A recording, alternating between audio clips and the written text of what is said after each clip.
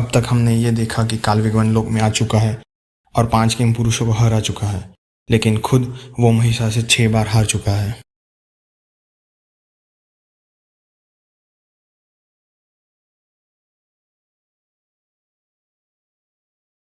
काल्विक खुद को संभालते हुए अस्त्रक को बुलाने को कहता है। जरक अस्त्रक को बुलाने जाता है, लेकिन अस्त्रक कहता है कि मैं किसी मानव के लिए वहां पे नहीं आऊंगा। इसलिए अब जरक और काल्विक दोनों अस्त्रक के पास जाते हैं। काल्विक अस्त्रक को कहता है, क्या तुम मेरे लिए हथियार बनाओगे?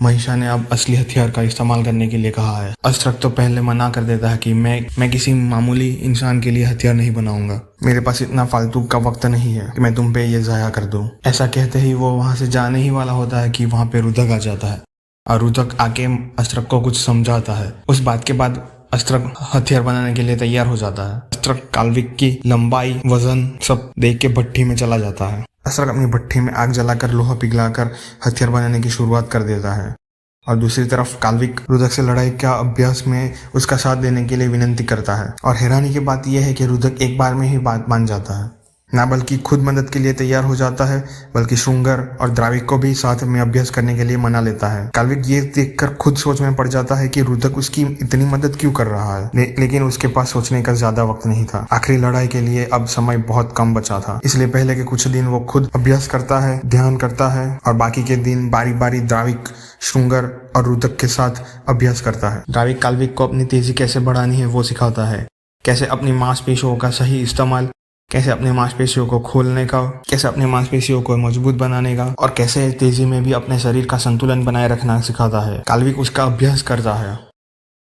श्रृंगर उसे कैसे बिना अपने शरीर को ज्यादा हिलाए डुलाए बेवजह के हलन चलन और सांसों पे काबू पाके वार करना सिखाता है।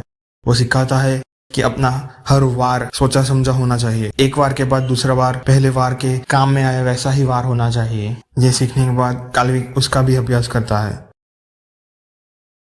रुद्रक काल्विक को सिखाता है कैसे अपने अंदर की ताकत को बाहर लाना और कैसे उसको आकार देखकर मारना सिखाता है। कैसे अपने बाजुओं के साथ साथ पैरों का और शरीर के बाकी हिस्सों का इस्तेमाल करना वो सिखाता है। इस बीच अस्त्रक भी आकर उसे कैसे हथियारों के फायदे और नुकसान बताता है और हथियारों को अपने शरीर का एक हिस्सा ही समझो वो सिखाता है। ऐसे ही वो बारी बारी सबके साथ अभ्यास करता है, लड़ाई के लिए तैयार होता है। हर रात द्राविक, श्रृंगर, रुद्रक, अस्त्रक ने सिखाया होता है उसका अभ्यास करता है। काल्विक ने रात में सोना छोड़ दिया था। अब लड़ाई में सिर्फ 1 हफ्ता बचा था। इस बीच विष्कर भी आकर काल्विक की मदद करता है। विष्कर भी अपना अलग अलग विष और जहर काल्विक को देता है, जिससे काल्विक अपने शरीर को अंदर से भी मजबूत करता है, जिसकी मदद से अब काल्विक की धड़कनों पे उसका बहुत हद तक काबू बढ़ गया था। अब लड़ाई के सिर्फ 1 ही दिन बचा था। श्रृंगर, रुद्रक और द्राविक तीनों की सांसें फूली होती है। तीनों अपने घुटनों पे लेटे हुए होते हैं।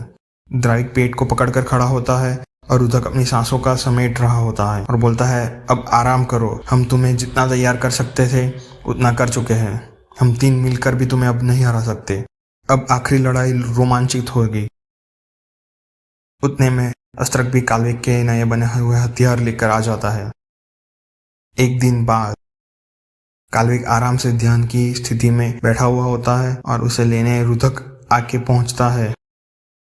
रुद्रक पूछता है, तैयार तो हो ना तुम? काल्विक बोलता है, कब से तो इसी दिन का इंतजार कर रहा था। और उसके नए हथियार, एक बड़ी तलवार और 2 छोटे चाकू लेके मैदान की ओर बढ़ने लगता है। मैदान में आज किंग पुरुष दर्शकों की संख्या बहुत थी। शायद वनलोक के इतिहास में दर्शकों की संख्या में आज तक की सबसे बड़ी संख्या थी। सब अपनी सांसों को थामकर आज के मुकाबले का इंतजार कर रहे थे।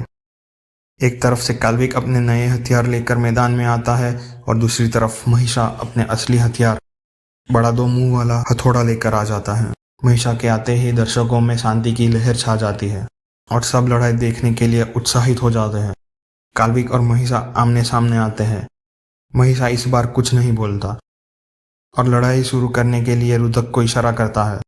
रुद्रक लड़ाई शुरू करने का इशारा करता है। इशारा मिलते ही काल्विक तेजी से अपनी तलवार निकालकर महिषा की ओर दौड़ पड़ता है। आगे जमीन पे काल्विक की तलवार टूटी पड़ी थी दर्शकों में सन्नाटा छाया था और काल्विक अपने घुटनों पे पड़ा हो